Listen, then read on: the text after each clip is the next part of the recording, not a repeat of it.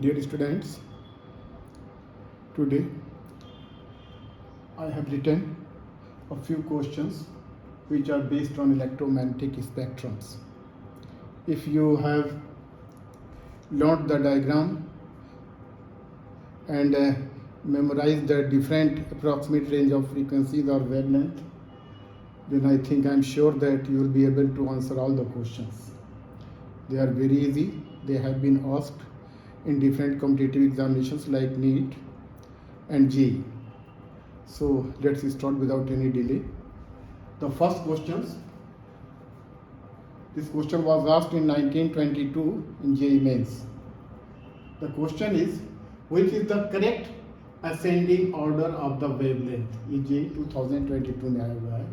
यानी क्वेश्चन ये कह रहा है कि वेवलेंथ दी हुई है डिफरेंट इलेक्ट्रोमैग्नेटिक रेडिएशंस की, डिफरेंट इलेक्ट्रोमैग्नेटिक वेव्स की.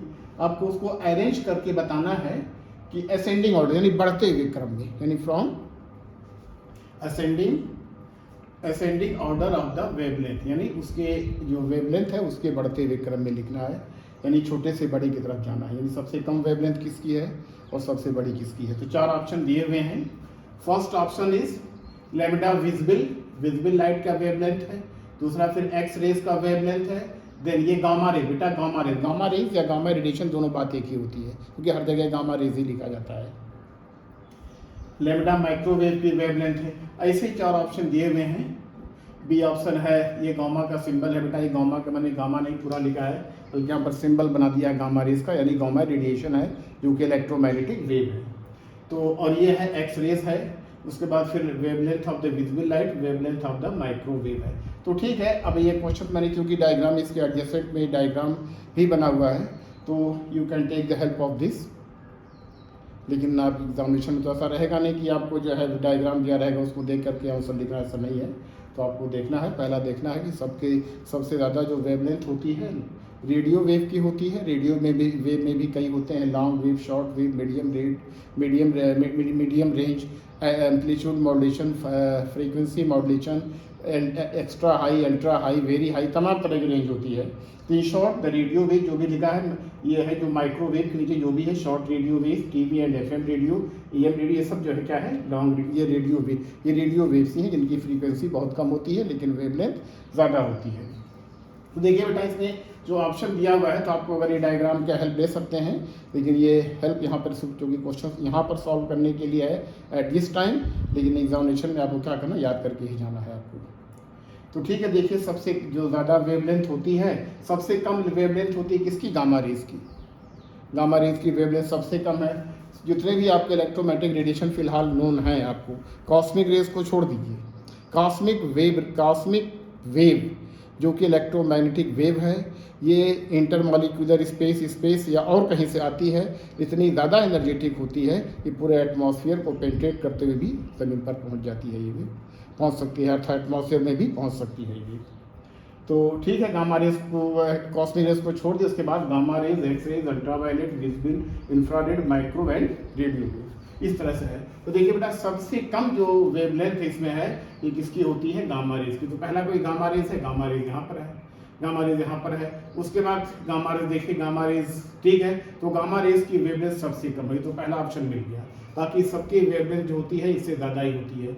उसके बाद क्या है, गामा रेज के बाद एक्स रेज है, यानी गामा रे की जो एक्स रे की वेवलेंथ जो होती है गामा रेज से ज़्यादा होती है.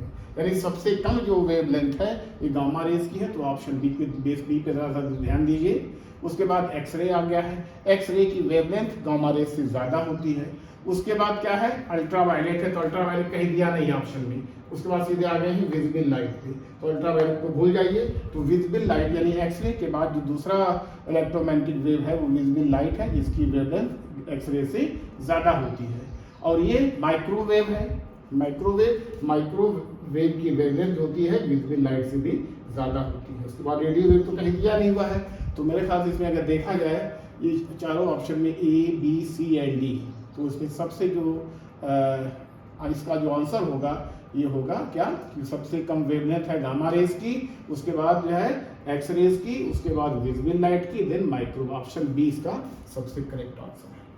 ऑप्शन बी है, क्योंकि बाकी देखिए ये माइक्रोवेव के बाद है क्या है, गामा रेज है। गामा रेज की वेवलेंथ इससे कम होती है, तो हमें क्या असेंडिंग ऑर्डर में लिखना है, मीन्स सबसे कम वेवलेंथ किसकी है। तो जितने भी रेडिएशन आपको इसमें दिए हुए ऑप्शन, सबसे कम क्या है, गामा रेज की है। तो पहले गामा रेज दिया हुआ है, तो ज़्यादा इस पर आपको जोर नहीं लगाना पड़ेगा, ज़्यादा टाइम नहीं लगाना पड़ेगा, जल्दी से देख करके इसका ऑप्शन, इसका आंसर लिख सकते हैं गामा रेज का। ये भी था जी में आ चुका है, मेंस में, एडवांस में मेंस में आया हुआ क्वेश्चन ये। तो ठीक है, सारे क्वेश्चन मेंस में ही आए हैं, करीब करीब सारे क्वेश्चन या किसी न किसी इंजीनियरिंग इंट्रेंस में आए हुए हैं। तो बेटा इसका जो सबसे सुटेबल आंसर है ये क्या हमारा है, option B. Option B is the correct answer. A भी नहीं है, क्योंकि विजिबल लाइट यहाँ पर है, यहाँ पर एक्स रेज, यहाँ पर माइक्रोवेव है, तो option B is the most correct answer, सबसे ज़्यादा वही आंसर है। देखिए बेटा इसको जो मैंने बनाया है, तो इसको जरा सा देख लीजिए, कुछ है नहीं। देखिए पहले इसको याद करने के लिए क्या, पहले विजिबल लाइट का देख लीजिए। यहाँ पे विजिबल लाइट का स्पेक्ट्रम थोड़ा डिटेल में बना दिया, क्योंकि विजिबल लाइट का स्पेक्ट्रम जानते हैं कि विजिबल लाइट में जो है 7 कलर होते हैं। विव पता है, violet, indigo, blue, green, yellow, orange and red. Red की वेवलेंथ क्या होती है, सबसे ज़्यादा होती है। अच्छा, इस वेवलेंथ कम ज़्यादा होने का भी इंपॉर्टेंस है, इसका भी यूज़ उसी तरह के वेवलेंथ के हिसाब से होता है। जैसे रेड लाइट का सिग्नल जो होता है, जो डेंजर का सिग्नल होता है, जैसे ट्रेन होती है, स्टॉप होने का वो रेड होता है, क्योंकि रेड लाइट का स्कैटरिंग बहुत कम होती है। इसके लिए एक लॉ है जिसको आप पढ़ेंगे, आप जो है जब लाइट का चैप्टर आएगा उसमें पढ़ेंगे, रिले एंड जीन्स लॉ है, कि जो स्कैटरिंग होती है वेवलेंथ की फोर्स पावर के इन्वर्सली प्रोपोर्शनल होती है। तो ठीक है, इसमें अभी इसको फिलहाल इसको देख रहे हैं, ये इसमें है ये। तो गामा रेज के पहले बाद भी एक रेज होती है, इसको कॉस्मिक रेज बोलते हैं। कॉस्मिक रेज कहीं आपको दिखाया नहीं गया, लेकिन याद रखिएगा, हो सकता है कभी आ जाए एग्जाम में, आया भी है कि कॉस्मिक रेज की जो फ्रीक्वेंसी होती है गामा रेज से भी ज़्यादा होती है। 10⁻23 से लेकर के इन्फिनिटी तक हो सकती है, ये कहा गया, इन्फिनिटी तक हो सकती है, यानी बहुत ज़्यादा एनर्जेटिक वेव होती है। अच्छा, हमने सिंबल के फॉर्म में लिखा है, जो गामा है ये एक्सरे तो जानती है, यूवी अल्ट्रावायलेट है, आईआर इंफ्रारेड है, बाकी सब तो डिटेल में लिखा हुआ है। तो ठीक है, अब दूसरे क्वेश्चन पर आते हैं। जो पहले क्वेश्चन का जो आंसर था, which is the correct ascending order of the wavelength, तो पहले वेवलेंथ सबसे कम होती है गामा रेज की, फिर एक्स रेज की, फिर विजिबल रेज की, फिर माइक्रोवेव, यानी जो मैं ऑप्शन दिया उसी में से आंसर चूज करना है। ठीक है, पहला क्वेश्चन हो गया। दूसरा क्वेश्चन है, which component of electromagnetic spectrum had the maximum wavelength। तो बेटा बहुत ही आसान है, देख के फट से विद इन नो टाइम इसका आंसर आप लिख सकते हैं। तो सबसे ज़्यादा जो वेवलेंथ होती है, जो में 4 ऑप्शन दिया हुआ है, radio wave, visible spectrum, gamma rays, X rays, तो जो सबसे मैक्सिमम वेवलेंथ किसकी होती है, इसमें जो ऑप्शन दिया रेडियो वेव की सबसे ज़्यादा होती है। तो जानते हैं आप लोग, तो new time you can answer this question. तो the correct answer is option A, यानी रेडियो वेव। इसका जो आंसर होगा वो रेडियो वेव होगा। ठीक है ना बेटा, इसको समझ जाओगे आप लोग, मेरे ख्याल से कोई दिक्कत होगी नहीं आपको। और एनर्जी भी मैंने बेटा यहाँ लिखा हुआ है, एनर्जी भी लिखा हुआ है, देखिए एनर्जी भी लिखा है। ये चारों क्वेश्चन आपको, 5 क्वेश्चन है, 5 में से एक क्वेश्चन अगर छोड़ दिया जाए तो चारों क्वेश्चन आप जो है ये इसी स्पेक्ट्रम का डायग्राम देख करके आप लिख सकते हैं। जब दूसरा क्वेश्चन है, which component of electromagnetic spectrum have the maximum wavelength, आपको जो चॉइस दिया, जो ऑप्शन दिए हुए हैं, रेडियो वेव, विजिबल लाइट या visible spectrum, gamma rays and X rays. भले रे लिखा हुआ है लेकिन दे आर इलेक्ट्रोमैग्नेटिक वेव है। इसमें है ऑप्शन नंबर ए है, ये रेडियो वेव की वेवलेंथ सबसे ज़्यादा होती है। ठीक, अच्छा तीसरा क्वेश्चन है, EMWs यानी electromagnetic waves do not carry या डू नॉट ट्रांसपोर्ट, क्या नहीं कैरी करते हैं, energy, charge, momentum and information. ये क्वेश्चन इलेक्ट्रोमैग्नेटिक स्पेक्ट्रम पे नहीं है, लेकिन चूंकि उसके बगल में था, मैं उस क्वेश्चन को देख रहा था मैं बुक से, तो ये क्वेश्चन मुझे मिल गया, तो इसलिए इसको नोट कर लीजिए। इलेक्ट्रोमैग्नेटिक वेव बेटा देखिए, आपको पता हर जगह पढ़ते हुए हैं कि electromagnetic wave carry energy and momentum. आप जानते हैं एनर्जी वेव हमेशा जो है साथ ही साथ एनर्जी और मोमेंटम दोनों को ट्रांसपोर्ट करते हैं, प्रेशर भी लगाते हैं, और रेडिएशन प्रेशर कहते हैं, उनकी इंटेंसिटी भी होती है, फोर्स भी लगाते हैं। तो सब तो करते हैं। सिर्फ क्या नहीं करते हैं, आपने पढ़ा है कि जो प्रॉपर्टी मैं बता रहा था उसमें बताया गया था आपको, इलेक्ट्रोमैग्नेटिक वेव पर कोई चार्ज नहीं होता है, कोई चार्ज नहीं होता है।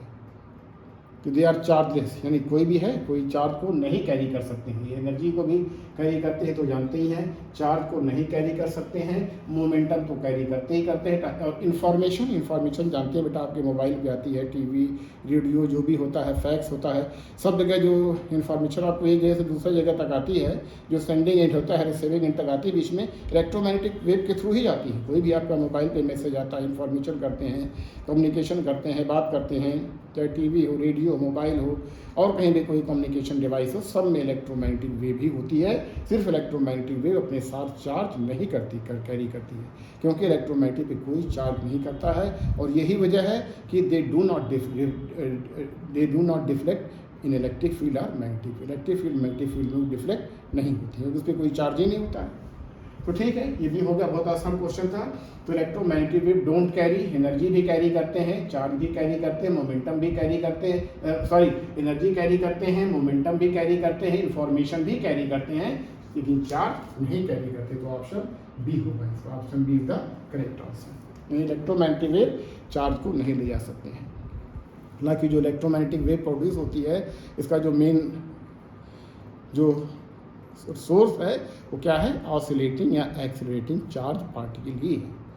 चाहे ऑसिलेटिंग कहिए चाहे एक्सेलरेटिंग कहिए, वही कैरी करता है एनर्जी, वही जो है एनर्जी, वही जो है इलेक्ट्रोमैग्नेटिक वेव को बनाता है। इलेक्ट्रोमैग्नेटिक चार्ज से चेंजिंग इलेक्ट्रिक फील्ड बनती है, changing electric field changing magnetic field बनाती है, consequently electromagnetic wave is produced. Okay, the fourth question, frequency of A wave is 6 × 10⁻15 hertz.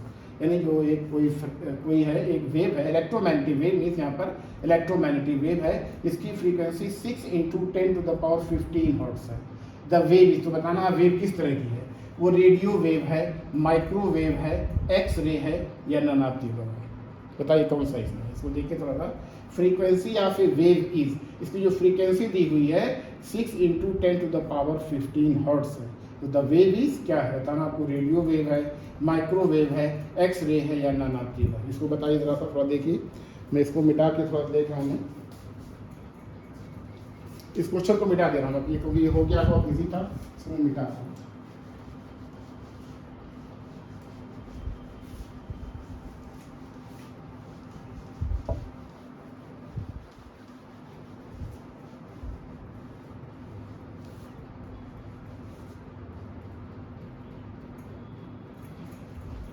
अभी डायग्राम को मैं रहने दे रहा हूँ, मिटा नहीं रहा हूँ पूरा, क्योंकि इसका जो है अभी यूज आगे पड़ेगा।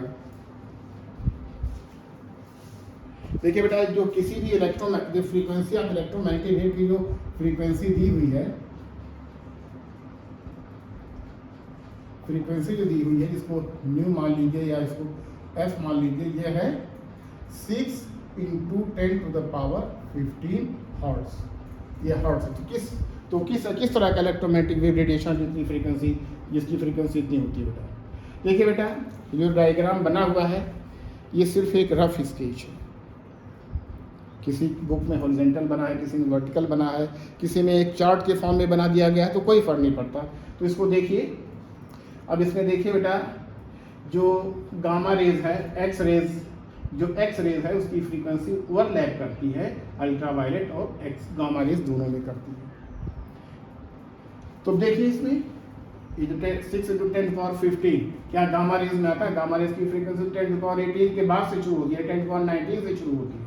एक्स रे की फ्रीक्वेंसी देखिए यहाँ तक है, ये इतना रीजन यह ओवरलैप कर रहा है। इसकी फ्रीक्वेंसी 10⁻16 से लेकर के 10⁻20 तक होती है, और इतना रीजन दोनों में, एक्स रेज और गामा रेज दोनों में ओवरलैप करता है। लेकिन 10⁻15 का रीजन बेटा, इसमें देखिए ना तो ये फ्रीक्वेंसी रेडियो वेव की है, क्योंकि रेडियो वेव की फ्रीक्वेंसी हमारी 10⁻8 या 9 तक ही होती है, हर्ट्ज तक होती है। माइक्रोवेव की फ्रीक्वेंसी जो होती है 10⁻10 से लेकर के 10⁻12 तक होती है। एक्स रे की फ्रीक्वेंसी जो होती है 10⁻16 से लेकर के 10⁻20 तक होती है। लेकिन 10⁻15 की फ्रीक्वेंसी बेटा किस रेंज में आती है। इसको डायग्राम को देखिए, तो डायग्राम से देखने पता चलेगा हमारा क्या है, ये अल्ट्रावायलेट है। अल्ट्रावायलेट रेडिएशन है। तो अल्ट्रावायलेट रेडिएशन इसमें आपको दिया ही नहीं है, यानी जो 4 ऑप्शन दिए हुए हैं, तो रेडियो वेव है, माइक्रोवेव है, एक्स रेज है, नन ऑफ द अबव है। तो इसका आंसर क्या हो जाएगा, नन ऑफ द अबव होगा। यानी जो आपको जो फ्रीक्वेंसी दी हुई है 6 × 10⁻15 ये एक्चुअली में अल्ट्रा वायलेट रेडिएशन की है, जो कि इस ऑप्शन में कहीं दिया ही नहीं है। इसका ऑप्शन क्या हो जाएगा, नन ऑफ दी एबव हो जाएगा। ठीक, तो इसका आंसर क्या होगा, option number D, none of the above होगा, नन ऑफ दी एबव। चलिए ठीक है। अच्छा, एक क्वेश्चन और है, ये भी शायद 2018 में आया हुआ है। Arrange the following electromagnetic radiations per quantum in order of increasing energy. यानी आपको इसमें इंक्रीजिंग एनर्जी के टर्म में लिखना है। क्वांटम मीन्स होता है बेटा, जो क्वांटम होता है, जो फोटॉन होता है, एनर्जी कैरी करके ले जाते हैं in the form of the quanta, in the bundle या पैकेट में ले जाते हैं। और इसकी जो फोटॉन होता है, विच आर कॉल्ड फोटॉन, और जो फोटॉन की एनर्जी का यही होता आपने बताया ले गया था, इज इक्वल टू hc/λ होता है। तो ठीक है, इसमें देखा आपने, या ये भी कर सकते हैं h × न्यू, या फ्रीक्वेंसी है, अगर फ्रीक्वेंसी ज़्यादा है तो एनर्जी भी ज़्यादा होगी, लेकिन अगर वेवलेंथ ज़्यादा है तो एनर्जी हमारी क्या होगी, कम होगी। तो आपको बेटा देखिए, इसमें डायग्राम से देख करके ही पता चल जाएगा। अगर आपको डायग्राम याद है, सबसे कम जो एनर्जी होती है रेडियो वेव की होती है, और सबसे ज़्यादा जो एनर्जी होती है गामा रेस की होती है। तो देखिए उसे आधार पर देखिए, arrange the following electromagnetic radiation per quantum in order of increasing energy, या इंक्रीजिंग ऑर्डर में देखा, जो फोटॉन होते हैं उसकी एनर्जी में सबसे ज़्यादा किसमें होती है, सबसे कम होती है किसमें होती है। देखिए ये तो लाइट स्पेक्ट्रम से दिया, विजिबल लाइट से दिया, ब्लू लाइट और येलो लाइट। ये तो विजिबल स्पेक्ट्रम यहाँ दिया हुआ है, तो जाहिर सी बात है ब्लू की एनर्जी जो होगी येलो से ज़्यादा होगी, ये तो जानते होंगे। जो देखिए वायलेट की यहाँ जो ब्लू दिया हुआ है, देखिए ये हमारा है, ये हमारा ब्लू है, और ये हमारा क्या है, ये येलो है।